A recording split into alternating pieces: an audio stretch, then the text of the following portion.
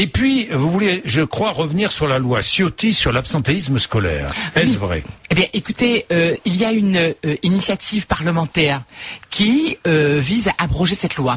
Cette loi. Vous êtes favorable à cette abrogation, franchement? Oui, nous estimons que cette loi Ciotti n'a rien réglé. D'abord, elle a une sorte de discours punitif à l'encontre des parents, alors que nous savons que la plupart des parents ont vraiment sont angoissés de voir réussir leurs enfants.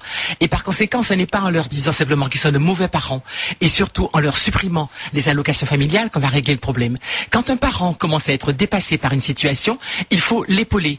Il faut qu'un enfant qui commence à décrocher et qui par conséquent est absentéiste, il faut qu'on écoute ce que ce comportement veut dire et que par conséquent on puisse lui trouver des solutions alternatives.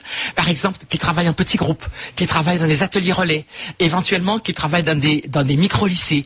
Mais dire simplement, eh bien c'est la faute des parents et on doit leur enlever les allocations familiales, c'est une décision qui est simpliste et qui d'ailleurs a été appliquée dans un nombre de fois tout à fait ridicule, et on s'aperçoit que même dans ces cas-là, ce n'est pas ainsi qu'on a amené l'enfant à retrouver le chemin des apprentissages. Ce qui veut dire qu'une proposition de loi ou un amendement sera déposé et vous allez soutenir. La proposition de loi, effectivement, a été déposée par le Sénat.